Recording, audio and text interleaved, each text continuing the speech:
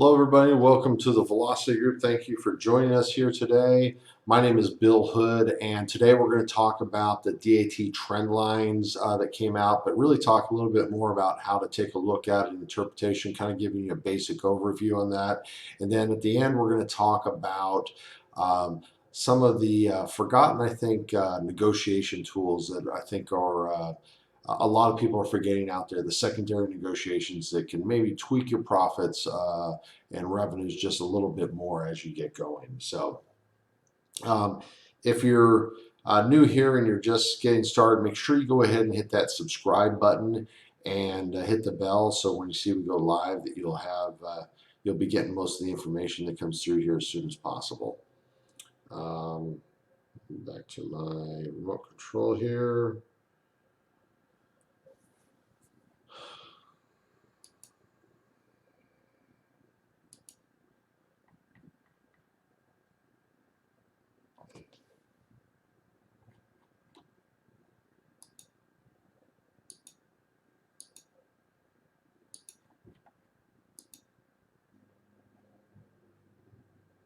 Hello, everyone. This is Bill Hood here with the TruckingMBA, and today we're going to be talking about the latest DAT trend lines and talking a little bit about some of the details in here, kind of a beginner session about making sure everybody understands what's in the DAT trend line.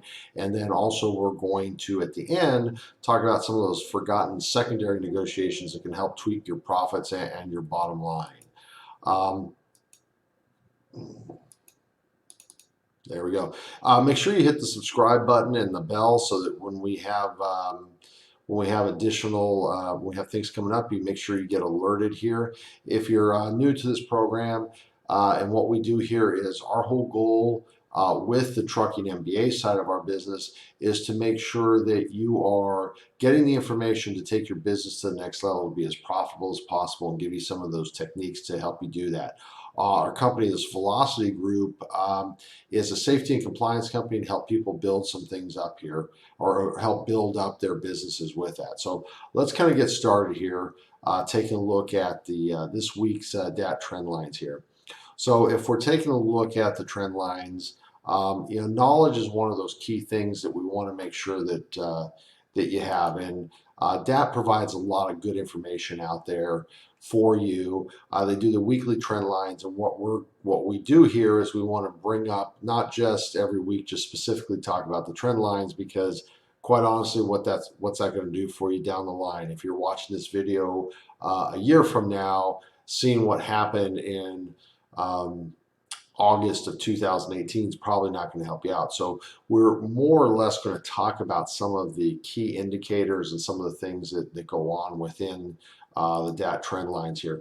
But today what we want to get started with is we really want to talk about kind of a primer so that people understand. I see a lot of comments that come to me about what's happening out there. So if we take a look here, the first thing that we see is the first column is a week over week. So this is everything is looking, when you look at the DAT trend lines that come out every Tuesdays, it's looking at the numbers based on the previous week. So the first column here is looking at the previous week and the week before that so that we can see how the numbers compared week over week.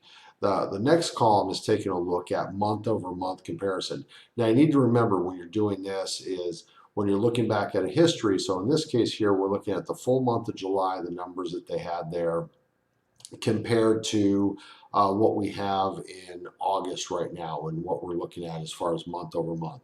And they're taking a look at the whole market. They're looking at dry van, flatbed, and reefer, and then also talking about the fuel rates that are out there. So then the column that I think is probably the most important is probably the most ignored column out there is the third column, which is looking at the year over year. So it's looking at last week and the same week last year and what we're looking at with numbers. And this is the one that people I believe should really kind of take a look at as far as what they're doing and comparing as far as what's happening with the market. Because right now we're hearing a lot of people talk about how the market is tanking and the rates are down. And what they're doing is they're comparing the first half of the year, which was the historically week after week, month after month, the best year that we've actually had as far as in the industry as we've been looking at some of this stuff. So comparing the traditional July, August slump that happens every year after 4th of July to June of this year really doesn't give us a true picture of how the industry is going. But when we take a look at that last column there, which is the year over year number, or the same week from the previous year, that's the one that really kind of gives us a great indicator. And what we're seeing right now is some really strong indicators, despite a lot of the issues you may be hearing people talk about there out on the internet. So what I like to do is I like to talk a little bit about the I try to stay focused on the dry van, because quite honestly, dry van is the largest number out there. So if we're going to go through here, we're going to talk about some of these. Let's take a look at the dry van.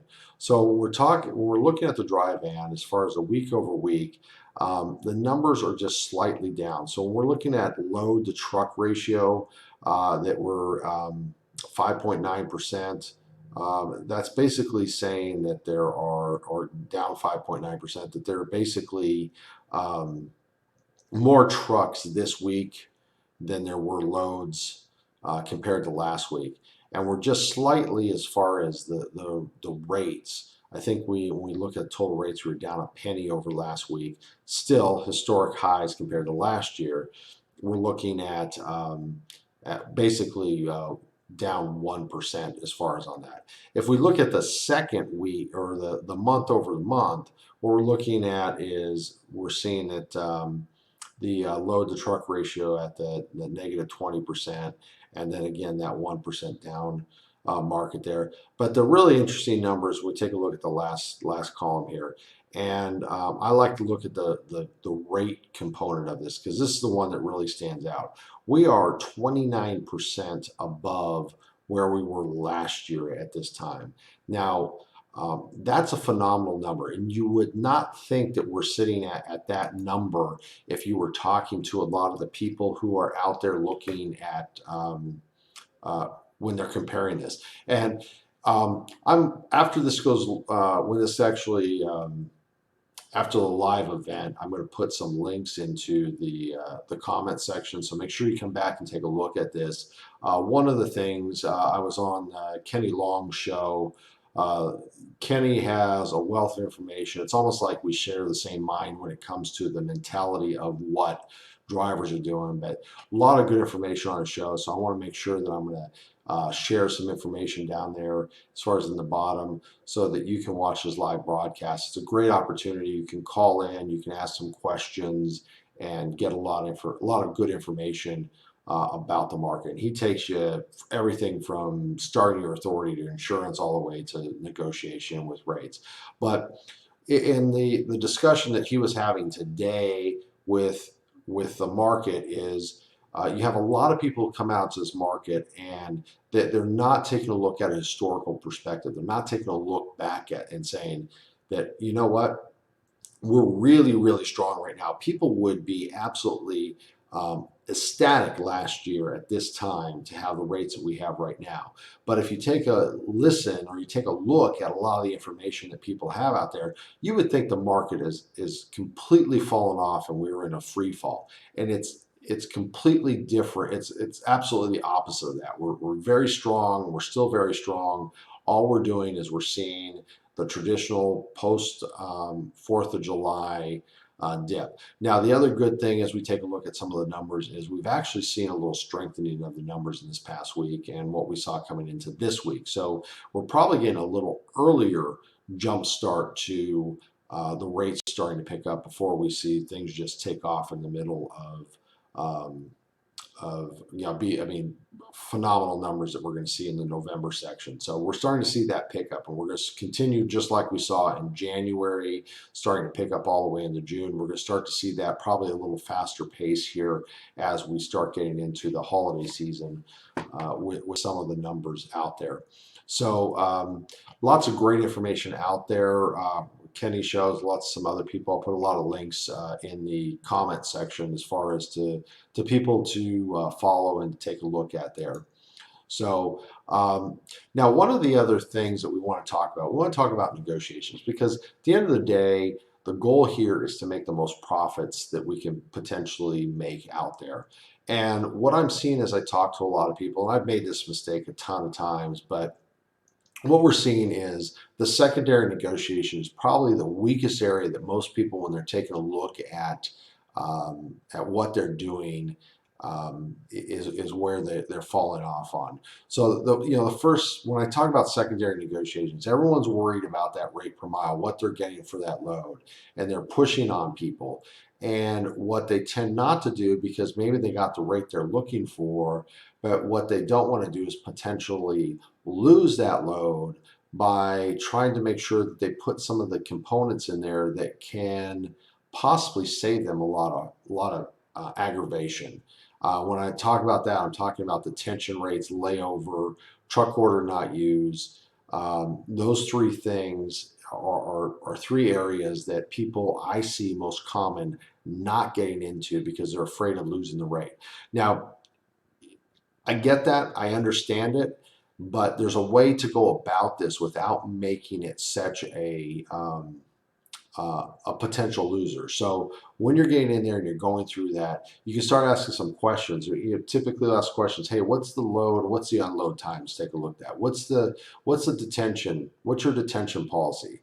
Now, if they come back and they say something like, our detention policy is $25 an hour after 3 hours, you may say, all right, that's a little lower than what I typically look at, but I'm happy with the rate here. Will you put that in writing as far as on the rate confirmation? And a lot of times, yeah, they'll come back and they'll say, yeah, they'll take a look and they'll do that. So you're asking about the detention, the layover, what their policies are, and asking them to put that in writing. And you may not push as hard on some of that stuff because you like the rate that you have. But now let's say it's not really a great rate. You're trying to just move your truck. Maybe you put a little more pressure on the detention policies. This also is a great time as far as to be able to get a feel for what I've found is if you start getting a lot of pushback when somebody's saying, oh yeah, no, they're a real quick load. And then you're saying, hey, you know what, I want this amount and I want you to put detention policies in place. And they say, oh no, we don't do things like that. That's going to give you an indication, potential indication, I should say, that maybe they're not as quick to load and as easy to work with as you may think.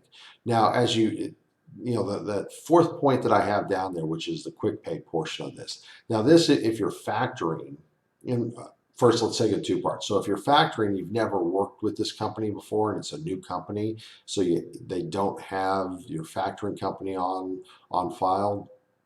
And haven't paid your factoring company, this may come into the point where you ask about quick pay and you say, hey, what's your quick pay policy on things? And maybe they come back, they say 3, 4, 5%, whatever it happens to be, and say, hey, how about we do this? How about, I don't, your detention's lower than I typically like. Your layover policy really is a joke. Don't say that.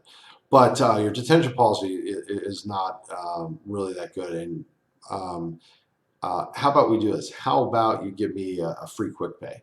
And maybe they say, yeah, I can do that. Or maybe they say, no, we're not able to do that. Say, well, all right, it's, your quick pay is 3%, it's $1,000, that's $30. How about we add the $30 on here so I can do the quick pay and save myself from having to go factoring? Are you able to do that? So even when you have the people that have already said, hey, this is as much as I can do, if 1 out of 5 times you can get detention put in writing, or you can get quick pay paid for, even if you don't use their quick pay and you still factor them, or maybe you don't use it at all, you just get a little bit of extra money. All of that is something that adds to the bottom line.